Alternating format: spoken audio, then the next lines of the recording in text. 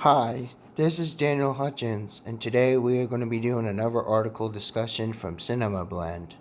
So today's article discussion from Cinema Blend is Anthony Mackie 10 pre-Captain America performances you may have forgotten about. Now this was updated yesterday, and there was a time before Captain America the Winter Soldier when Anthony Mackie wasn't the high-flying and quick-witted Avenger, but instead a great character actor, which he has continued to do over the years, and showed up in some of the most important films of the early 21st century, with appearances in Academy Award-winning pictures like Million Dollar Baby and Hurt Locker, biopics like 2009's Notorious, and even a Spike Lee joint. Mackie has given it his all in roles that may be overshadowed by his Marvel work. So as we look toward the future where Sam Wilson may or may not be the next Captain America, here are 10 Anthony Mackie performances you may have forgotten about. First, we got Papa Doc, Clarence 8 Mile. Those who thought Anthony Mackie's Marvel debut was something should go back and watch the 2002 Eminem-led drama 8 Mile and take in the brilliance of Mackie's take on the hardened Papa Doc, real name Clarence, who may or may not be all that he's cracked up to be. Papa Doc is a thorn in the side of Eminem's Jimmy B. Rabbit Smith throughout the second half of the movie, and finds himself on the losing side of the aspiring rapper's battle in the film's final act. Go back and look at the cold expression on Anthony Mackie's face during the teardown of his privileged background and how he says so much without saying a word. Next we have Perry, Brother to Brother.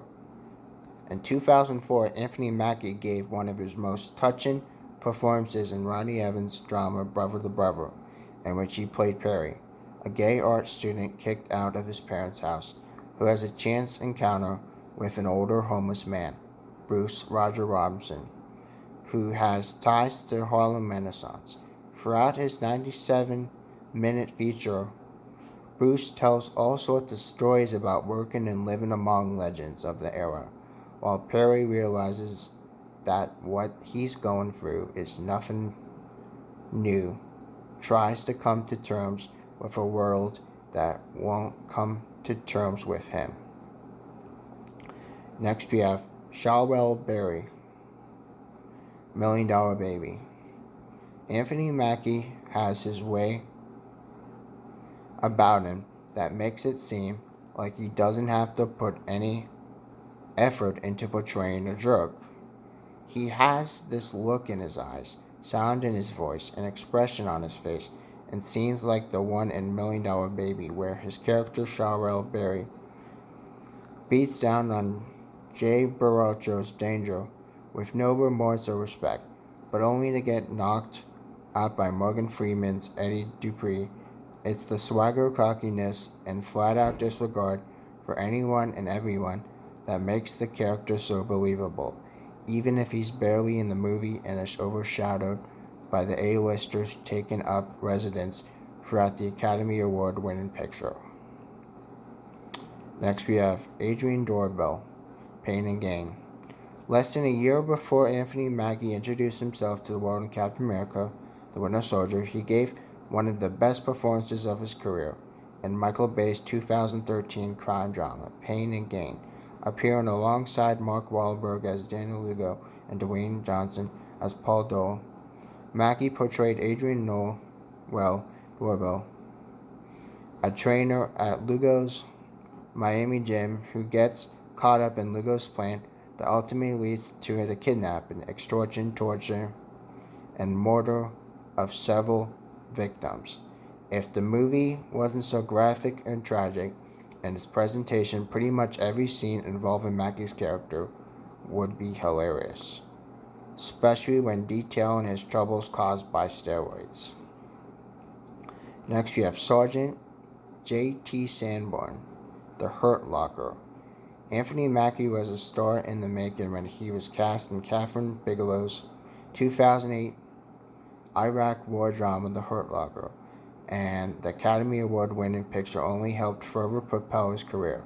Starring alongside future Captain America Civil War buddy Jeremy Renner, Mackie gave it his all in his portrayal of U.S. Army Explosive Ordnance Disposal Unit member Sergeant J.T. Sanborn, even if that meant spending a lot of time getting in arguments with Renner Sergeant First Class William James, which happens quite a bit, watching as Mackie's character finds himself in tough situations with a man he can't fully trust or understand never gets old, even after all these years. Next, you have John Henry Jack Armstrong, She Hate Me. The 2004 Spike Lee joint, She Hate Me, sees a young Anthony Mackie take on the role of John Henry Jack Armstrong, a disgraced corporate executive who is forced to find ways to make ends meet after his assets are frozen. Things are complicated, however, when Armstrong's ex-fiancée and her new girlfriend pay him to impregnate them both. He comes up with this new idea for a business venture, one that ends up leading to a great deal of trouble. Next, we have Tupac Shakur, Notorious. Long before there was a biopic based on the life and career of Tupac Shakur, Anthony Mackie portrayed the slain rapper in 2009 drama Notorious, which followed the rise and fall of Tupac's friend-turned-enemy Notorious Big. And although it's not the best biopic out there, Notorious does go into a great job of retelling the soured friendship and bitter rivalry shared by the hip-hop stars in the months leading up to their respective murders.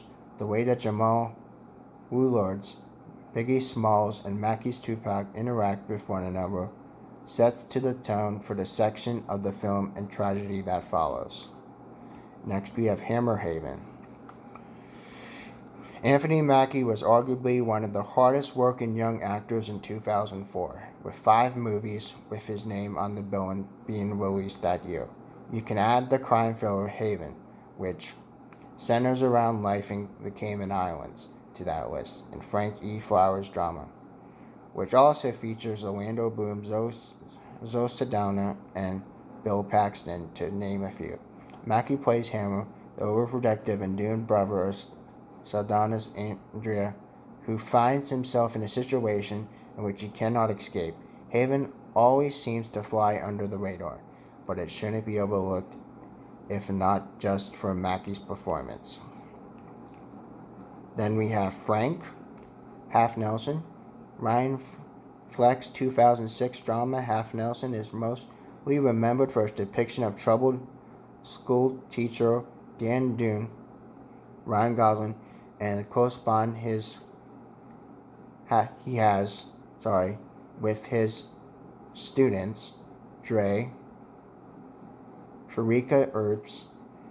But one of the driving forces of the film's plot is Anthony Mackie's Frank. When Frank, the neighborhood dealer, sinks his teeth into the young Dre and gets her to start running drugs for him, it starts the ride that will end with Dune's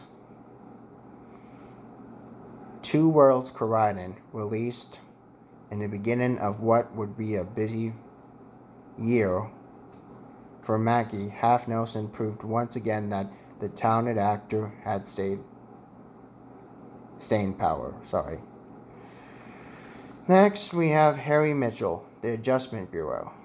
The 2011 science fiction thriller The Adjustment Bureau centers around Congressman David Norris, Matt Damon, after he discovers that his entire life is nothing more than a series of events controlled by a mysterious organization. When one of the organization's attempts to prevent David from meeting Elise Sellers, Emily Blunt, fails because Harry Mitchell, Anthony Mackie, falls asleep. A series of events are put into motion that will potentially change everything. Throughout the movie, Harry serves as a protector for David and helps him escape various situations and literally opens doors for him. And it does it with such style and sophistication. It's hard to not enjoy it. So those are just 10 of Anthony Mackie's pre-Captain America roles. Make sure to sound off in your comments below, in my box of course, and let everyone know what is your favorite or what was your least favorite. So there you go, guys. That's just a little bit of information I want to tell you about some of the roles that Anthony Mackie once had before he joined Captain America. So if you guys like this content, make sure you hit a thumbs up. And if you haven't already, make sure you subscribe. And you guys have a nice day. Bye.